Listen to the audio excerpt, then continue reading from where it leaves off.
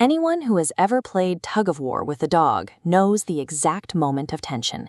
You have the rope, they have the rope, and you're both locked in a stalemate, trying to decide who is going to finally let go. For decades, dog training manuals gave owners a very specific, inflexible rule for this exact moment. You, the human, must never drop your end of the toy. This advice stems from the alpha dog theory of canine behavior. The idea was that dogs view their human families strictly as a wolf pack. If you yield the rope, you yield your rank, teaching the animal that they are the dominant leader of the household. Under this logic, a completely ordinary play session suddenly carries massive psychological weight. A simple game with a rope becomes a serious test of authority that you absolutely have to win. Because owners are afraid of losing control, they end up gripping the toy until the dog gets bored or frustrated. The fear of creating a disobedient pet actually ruins the core purpose of playtime. But animal behavior is a field of rigorous scientific measurement. Researchers eventually decided to test the alpha theory to see if holding on to the rope actually did anything at all. To figure this out, scientists set up a highly controlled study, focusing specifically on golden retrievers. They split the dogs into two distinct testing groups. In the first group, the human handler aggressively played tug and forced the dog to lose every single time. In the second group, the human engaged in the game, but eventually let the dog walk away with the toy. Measuring an abstract concept like dominance is historically tricky. Scientists have to look for specific physical markers, like confident posturing, pushing past humans, or ignoring basic commands, rather than relying on an owner's general feelings about the dog's behavior.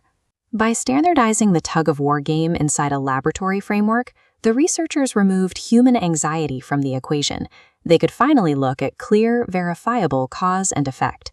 When the scientists tallied the behavioral data from the dogs that were allowed to win, the results directly contradicted decades of training advice. This bar chart compares dominance markers. As the data shows, letting the golden retrievers win had zero effect on dominance behavior. Remember the fear of yielding rank? The data stayed flat. The winning dogs didn't suddenly start acting like pack leaders. It turns out, dogs don't view tug-of-war as a hierarchical battle for supremacy. Their brains process the interaction as a shared, cooperative activity. You are a playmate, not a rival.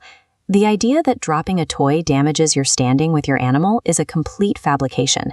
The foundational premise of the alpha dog theory, at least when it comes to play, has no basis in actual animal psychology. But the researchers documented a completely unexpected positive outcome alongside the absence of bad behavior. Take a look at this line graph tracking a metric called obedient attentiveness.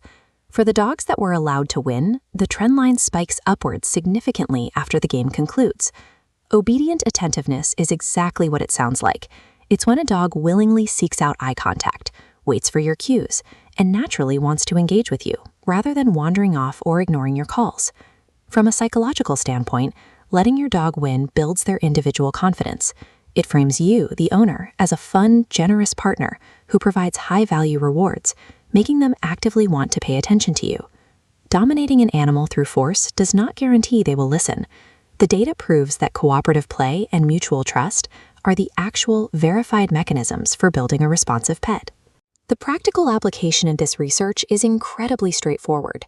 The next time you grab a rope toy, you don't need to overthink it. You have complete permission to just let go. Let them pull it out of your hands, let them win, and let them parade around the living room with their prize. When you stop treating every play session like a power struggle, the anxiety drains out of the interaction. It immediately improves the daily bond you share with your dog, making playtime genuinely fun for both of you. You aren't giving up your authority. You aren't creating a monster who thinks they run the house. You are just playing a game. By deliberately losing the physical tug-of-war, you actually secure exactly what you wanted in the first place: a healthier, happier, and much more attentive companion.